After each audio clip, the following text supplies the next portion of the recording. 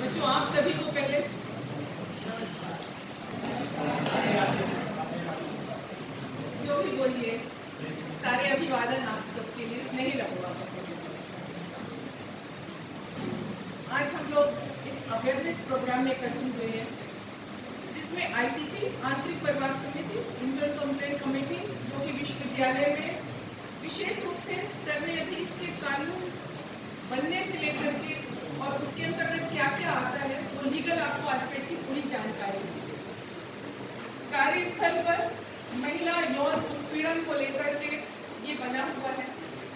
आए दिन की घटनाएं होती है, हमारे साथ के कलीग होते हैं। मैं इसके प्रैक्टिकल एस्पेक्ट पे सीधे सीधे आ रही हूँ, क्योंकि हम लोग इस कमेटी में कई वर्षों से देख रहे हैं क्या तकलीफें होती हैं। आप लोग सबसे बड़ा उद्देश्य तो है कि आप यहाँ क्या लेने आए हो ये आपको पता होना चाहिए।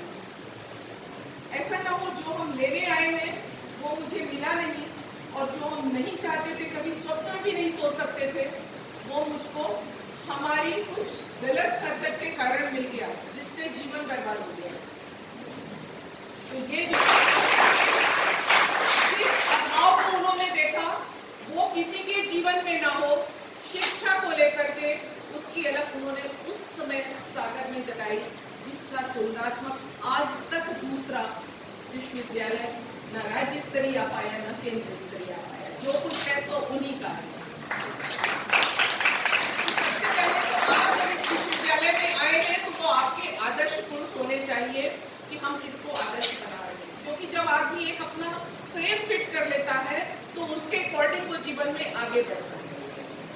आप क्लास में मित्रता होती है आपस में आप लोगों के, वो अच्छी चीज है, मगर मैत्री में भी शुचिता होनी चाहिए, पवित्रता होनी चाहिए, और उसी के साथ साथ सीमाएं निर्धारित होनी चाहिए कि किस हमारी हर एक की एक सीमा होती है। इवन पति पत्नी के रिश्तों में भी सीमाएं होती है, तो उस सीमा को हमको ना खुद उस सीमा के पार जाना है, ना किसी को उस सीमा को क्रॉस करने देना है। उस सीमाओं को तोड़ना नहीं है। जो उन सीमाओं को तोड़ते हैं या तोड़वाते हैं, भविष्य में उनका भविष्य, और हम इस चीज को बड़ी आसानी से लेते हैं। ये तो ऐसे ही बोल रही है, ये तो ऐसे ही आके हमें करना तो वही जो हम करेंगे, तो फिर इसका परिणाम इतना भयंकर होता है कि आपकी पीढ़ियां भी रोती हैं आपके नाम पे, पूर्वज भी रोते हैं, कहाँ से मेरे घर में ऐसी संतान पैदा हो गई जिसने इस तरीके के कार्य किए। जैसा कि आजकल आप रोज देख रहे हैं टीवी पे, वो माँ कहती है फांसी दे दो, वो बहन कहती है फांसी दे दो, वो पिता कहता है फांसी दे दो। तो ये तो बात की चीज हो जाती है, मगर जब आप कुछ नहीं कर सकते। मेरा ये कहना है कि आप आपस में दोस्ती रखिए, क्योंकि मैं इतना इसलिए बात कर रही हूँ क्योंकि मेरे पास आप विश्वविद्यालय के केसेस हम लोग देख रहे हैं, हम लोग डील कर रहे हैं। तो आप एक सीमा तक और रिश्ते भी कायम करिए। ठीक है, हमारे कोई भाई नहीं है, हमारे कोई बहन नहीं है। आजकल ये बहुत प्रचलन चल गया है, इस पे मैं स्पेशली फोकस कर रही हूँ। मन से यहाँ तो विश्व बंधुत्व का भाव ही है। हम अगर किसी से बात करते हैं तो भाई साहब बोल के बात करते हैं, तो हमारे यहाँ का कल्चर है। अगर कोई जेंट्स बात करते हैं तो बहन जी ऐसा कर दीजिए बोलते हैं, दीदी ऐसा कर दो बोलते हैं, तो कल्चर है। तो इसलिए राखी बांध के हम बहन भाई जो बनाने लगते हैं ना, वो भी हम लोगों ने यहाँ केसेस देखे हैं। इसलिए मैं आप लोगों को आगाह कर रही हूँ कि ये राखी के बंधन से जो हम हाथ पकड़ना चालू करते हैं बहुत दुखदाई है। और सबसे बड़ी चीज है, आप बात भी किसी से करिए तो ऑड टाइम में बात नहीं करेंगे, ऑड टाइम में कहीं नहीं जाएंगे, आप अकेले मिलने नहीं जाएंगे। अकेले में दो चीजें हो पाती हैं, या तो आपको ईश्वर मिलता है या शैतान मिलता है। और आप साधक इतने बड़े यहाँ नहीं हो कि आपको ईश्वर को ले रहे उस एकांत में जा रहे हैं। तो इसलिए हमेशा ध्यान रखिए, कहीं पे भी रात आप निकल रहे, एक सुरक्षा का घेरा अपना बना करके निकलिए। सस्पेक्टेड लोग छठी इंद्री आप सबकी पकड़ लेती, चाहे लड़के हो या लड़कियां, छठी इंद्री पकड़ लेती है कि ये लड़की कैसी है, और लड़कियां पकड़ लेती है लड़का कैसा है। अगर आपकी छठी इंद्री उस चीज के लिए पकड़ रही है तो आप उसके लिए सावधान रहिए। आप अपने अंदर की आवाज को सुनिए, आप सुनना बंद कर देंगे आप धोखा खा जाएंगे। तो ये मैं जितनी भी बातें कह रही हूँ आप लोगों के लिए ही अच्छी बात, ये बातें कह रही हूँ, और यही अपने बच्चों को भी सिखाया था। तो सबसे बड़ी चीज तो इस आईसीसी के अंतर्गत हमारे यहाँ कोई कंप्लेंट किसी की आए ही नहीं। हम लोग तो यही चाहते हैं हमारे यहाँ के सारे बच्चे जिस लक्ष्य को लेकर के आए हैं उसी लक्ष्य को यहाँ पूरा करके जाएं। तो इसलिए अंदर मन मस्तिष्क में एक युवा उम्र होने के कारण अगर ये बातें आती हैं तो ये बातें मैंने इसलिए कही कि ये हवा में उड़ाने वाली बातें नहीं है। वही युवा आप देखिए आपके सामने राम कृष्ण और कितने सारे लोग युवा ही तो हैं जिन्होंने आदर्श स्थापित किया। तो हमारे आदर्श कौन है? हमें हर समय अपनी एक, जब हम विद्यार्थियों के 5 लक्षण आप जानते हैं? बताइए, कोई बहुत मुझे बताएगा? कोई बताएगा? कौन बताएगा? बोलो बेटा।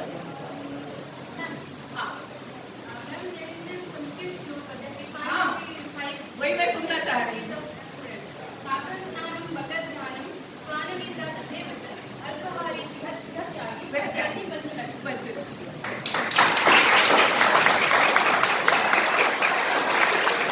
विद्यार्थी के जो 5 लक्षण न जाने हजारों हजार साल पहले आपको बता दिए गए कि आप उसको तराजू में तौलिए। श्वान निद्रा कुत्ते के समान नहीं होनी चाहिए, मतलब सजग चौकन्ना होना चाहिए। वको ध्यानम, बगुले के जैसा आपका ध्यान होना चाहिए। आप जो ज्ञान ग्रहण कर रहे हैं तो बगुले के जैसा ध्यान होना चाहिए। श्वान निद्रा वको ध्यानम, काव्य चेष्टा, कौवे के समान होशियारी, मतलब चतुरता। हर समय आपके दिमाग में कैसे हमको अपने लक्ष्य तक जाना है ये एक दिमाग में होना चाहिए, तो आपको राहें मिलती है। अवरोध आपका काम नहीं रोक पाते। अल्पाहारी, चलो खूब पेट भर के खा लिया, तो क्या कहते हैं? पेट भारी तो सिर भारी, तो सो गए तो फिर क्या हो गए, जो पढ़ना था नहीं पूरा कर पाए। और गृह त्यागी, आप सभी गृह त्यागी हैं। बिना गृह त्यागे शिक्षा नहीं मिल सकती। आज के दौर में तो और भी जरूरी हो। पहले यही चीजें हम लोगों की क्या होता था, गुरुकुल होता था, तो गुरुकुल में गृह त्याग करके जाते थे। तो ये 5 लक्षण जो लोग ध्यान रखेंगे वो कभी जीवन में धोखा नहीं खाएंगे, गलत काम नहीं कर पाएंगे। दूसरी चीज, मैं 4 शब्द आप लोगों को बताती हूँ जो आज काम क्रोध मद लोभ, रामचरितमानस में कहा है काम क्रोध मद लोभ सब नाक मरते पर। आपको कोई गाइड करने वाला है नहीं है कुछ भी है, आप सिर्फ 4 शब्दों से अपने को गाइड करिए। अगर आप काम के वशीभूत होकर कोई काम कर रहे हैं, यही 4 चीजें जो है पूरे विश्व को इस समय बर्बाद कर रही है। सेक्स इंडस्ट्री इतनी बड़ी चल रही है, इतना अश्लील सारा कुछ चल रहा है, ये काम के वशीभूत होकर चल रहा है। अगर कोई आप काम करने कार्य कर रहे हैं और उसमें कामना के वशीभूत होकर के कर रहे हैं इस प्रकार की सेक्स की भावना से, तो वो आपको नरक की ओर ले जाएगा। अत्यधिक क्रोध में आकर के कोई काम कर रहे हैं वो आपको नरक की ओर ले जाएगा। बनता काम बिगड़ जाएगा, अच्छी चीज से संबंध में टूट जाएंगे। मद, नशे में, नशे का कारोबार आप देख रहे हैं, इंटरनेशनल पूरा की पूरा रैकेट फैला हुआ है। यूनिवर्सिटियां, विशेष रूप से विश्वविद्यालय, महाविद्यालय इनके टारगेट रहते हैं और हैं। आप देख रहे हो पूरे कितना पकड़ा जा रहा है और कितना बड़ा वो चल रहा है। जितनी भी आप देख रहे हैं कि वो रेव पार्टीज और ये सब सारी चीजें जो हो रही है, इसमें भी इनके पीछे इनका हाथ होता है। स्पॉन्सर होते हैं, कुछ लोगों को पकड़ के स्पॉन्सर, और उन बच्चों को देखते हैं कि कौन इस प्रकार की मानसिकता के हैं, उनको वो टारगेट बनाते हैं। तो मद, अगर नशे में आप नशे के वशीभूत होकर कोई काम करने जा रहे हो तो भी आप नरक का रास्ता चुनते। और लोभ के वशीभूत, जिसका रोज पेपर में निकल रहा है, इन 4 चीजों का रोज पेपर में निकल रहा है।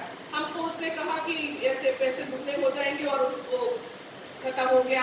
हमको प्रलोभन दिया गया, हमसे कहा कि आपके अकाउंट में पैसा आ जाएगा, आप इसमें से लोन ले लीजिए, आपको बहुत कम इंटरेस्ट देना पड़ेगा। तो ये 4 शब्द आप ध्यान रखिए। 4 शब्द जो है इतना रिसर्च के बाद आए होंगे। मैं कहती हूँ कि कितना रिसर्च किया गया होगा तभी 4 शब्द दिया गया होगा। तो ये 4 शब्दों को अगर आप जीवन में गांठ बांध देते हैं तो आप कभी भी धोखा नहीं खा सकते, गलत राह पर नहीं जा सकते। ये तो हुआ मैंने आपको आपके लिए और इस आईसीसी से संबंधित और आपके जीवन लक्ष्य से संबंधित मैंने इन शब्दों को कहा। और इसी से जुड़ा हुआ एक वैचारिक स्वच्छता अभियान मेरा चल रहा है, नो एब्यूज डे। 17 सितंबर को अभी हम लोगों ने पिछली बार फार्मेसी डिपार्टमेंट में इसको बनाया और आज हम लोग बॉटनी में ये इस नो एब्यूज डे वैचारिक स्वच्छता अभियान के बारे में आपसे हम रूबरू हो रहे हैं। माँ बहन बेटी की गालियां जो बच्चे देते हैं, बच्चे क्या पूरा समाज ही दे रहा है, OTT प्लेटफॉर्म पे वो मनोरंजन का साधन बन गई है। कितने बच्चों को ये माँ बहन बेटी की गाली अच्छी लगती, जरा हाथ उठाना। किसी को नहीं अच्छी लग रही। जब किसी को नहीं अच्छी लग रही तो क्या होना चाहिए? नहीं बोलना चाहिए। तो अब अच्छा नहीं लगता जो चीज, तो क्या करते हैं, उसको सामने से हटाने का प्रयास करते हैं। उसी हटाने के प्रयास में हम भी आपके साथ यहाँ सामने आए हुए हैं कि हम हटा रहे हैं, मेरे साथ आप भी हटाएं, तो हटाने गंदगी को साफ करने की संख्या बढ़ जाएगी, तो इसमें कमी आ जाएगी। तो ये ऐसा जन जागरूकता अभियान है जिसमें हम संकल्प लेते हैं कि हम आज से माँ बहन बेटी की गाली कभी नहीं देंगे, और उसी के साथ वैचारिक स्वच्छता अभियान को हम आगे बढ़ाएंगे। आप सभी ने इसके पहले ही मैंने उस समय बचाने के लिए आप लोगों को दे दिया। कितने लोगों ने फॉर्म भरा, इसमें से हाथ उठाएं जरा। अभी कई फॉर्म हमको लगता है कि 15-20 बच्चों ने फॉर्म नहीं भरा। जिन्होंने नहीं भरा तो क्या उनका मोबाइल नहीं था पास? कोई बात नहीं, आप जो है उसको भरिएगा, आगे उसको भरिएगा। आप लोगों ने क्वेश्चन पढ़ा? किसने क्वेश्चन पढ़ा? क्या लगा क्वेश्चन से? हम आपसे उत्तर जानना चाहेंगे। हाँ, पढ़ के क्या लगा आपको? ऐसे क्वेश्चन पढ़ के क्या लगा पहली बार? आपका जो क्वेश्चन थे बेसिकली वो ये स्लैंग्स या फिर जो बैड वर्ड्स है उसके रिगार्डिंग थे। तो उसमें ये बात पूछी गई थी कि ये वर्ड जो यूज हो रहा है इतना तो नॉर्मलाइज कर दिया गया है, और स्पेशली इन यूथ कि यूथ इसको एक फैशन थिंग, कूल थिंग के हिसाब से यूज करने लगे। तो ये वर्ड्स यूज करना कितना हद तक सही है? क्या इसको बैन करने से हम ये रेप या फिर जो क्राइम्स हो रहे हैं अगेंस्ट वुमेन इसको हम रोक सकते हैं? कुछ ऐसे ऐसे सवाल थे जो कि एक थॉट प्रोवोकिंग सवाल थे मेरे हिसाब से, और ये क्वेश्चन जो थे वो एक बड़ा क्वेश्चन मार्क सच में है हमारे यूथ के लिए कि क्या ये जो स्लैंग्स हैं। ये सारे क्वेश्चंस पढ़ने के बाद आपके दिमाग को इसने क्या किया? मैम, ये क्वेश्चंस तो हमें यही बताते हैं कि ये स्लैंग्स को अगर हम उसने आपको झकझोरा या नहीं झकझोरा? Yes ma'am. इसमें भी अब बातचीत शुरू हो गई है, ऐसा आपके दिमाग में आया कि नहीं आया? हाँ यस मैम। तो इसमें बातचीत होनी चाहिए ना? Yes ma'am. उसी होनी चाहिए कि सिलसिले में ये आया, क्योंकि हर परिवार समाज सभी में गालियां दे रहे लोग और एकदम मौन हो जाते हैं। ये मौन स्वीकृति जो है वो बहुत घातक होती है, और आपने देखा है कि ये जो मौन होता है ना, भीष्म पितामह के मौन ने जो है महाभारत करवा दिया था। गलत हो रहा है, और उसको उसमें वो मौन बैठे हुए, कि कर्तव्य विमूढ़ बैठे हुए हैं। आज समाज में यही स्थिति हो रही है। पिता गाली दे रहा है, माँ बेटी बहन कोई कुछ नहीं कह सकता है। भाई गाली दे रहा है तो उसमें किसी को, माँ बहन बेटी सब बैठे हुए, कोई कुछ नहीं बोल पा रहा है। क्यों नहीं बोल पा रहा है? बाइकाट करिए अगर किसी का भाई ऐसी बात करता है, किसी कोई रिश्तेदार ऐसा बोलता है उसको बाइकाट करिए। जो माँ बहन बेटी को बलात्कार की धमकी दे उसके साथ मेरे क्या रिश्ते हो सकते हैं? किसी महिला के कोई रिश्ते नहीं हो सकते। और सबसे बड़ा दुखद पहलू है कि लड़कियां भी अब विश्वविद्यालय में ये गालियां देने लगी है रौब जमाने के। ये निगेटिव कल्चर ये नहीं आना चाहिए, क्योंकि ये बहुत घातक है। माँ शक्ति की आप सब वो रिप्रेजेंट कर रहे हो, तो शक्ति इतनी कम कब बढ़ गई कि जब उसको ऐसे अब शब्दों का इस्तेमाल करना पड़ जाए। और स्वयं मैं दूसरी बात भी एक कहूंगी, हम अपने को शक्ति कहते हैं, हम कहते हैं हम बराबर में हैं, तो अपनी फिजिकल पावर, अपनी फिजिकल स्ट्रेंथ भी बना करके रखिए। दीनहीन मत रहिए। सब बच्चियों से कहना चाहूंगी, दीनहीन मत रहो। हम खाते नहीं, हम जीरो फिगर को लेकर के बैठे हुए हैं, हम डाइटिंग पे हैं। हमने एक बैग उठाया, थोड़ा सा कोई क्लासमेट दिख गया, इसको तुम ले लो ना जरा, हाथ दुखता है, हमने सिद्ध कर दिया अपनी वीकनेस। उतना ही वजन उठाओ तो आराम से ले जाओ। मैं सबको कहना चाहूंगी, आम आदत बन गई है महिलाओं की भी बन गई है, लड़कियों की भी बन गई है। हम ये उठा नहीं सकते, हम ये कर नहीं सकते। क्यों नहीं कर सकते? जब हम सब जगह बराबरी करते तो फिजिकल पावर क्यों नहीं? जगदम्बा जो है इतने ढेर सारे राक्षसों से लड़ गई। नवरात्रि आ रही है, हम सब आराधना करते तो प्रेरणा क्या लेते हैं, शिक्षा क्या लेते हैं? ये सारी चीजें प्रेरणा और शिक्षा के लिए होती है। मगर हम है कि हम दीनहीन बन जाते हैं। तो दीनहीन नहीं बनना है, अपनी फिजिकल स्ट्रेंथ को बना के रखिए, अच्छा खाइए, अच्छा सोचिए और अच्छा करिए, स्वयं के लिए भी, समाज के लिए भी, राष्ट्र के लिए भी। तो चलिए एक बार हम सब संकल्प लेते हैं, हाथ खड़ा करिए आप लोग। हम संकल्प लेते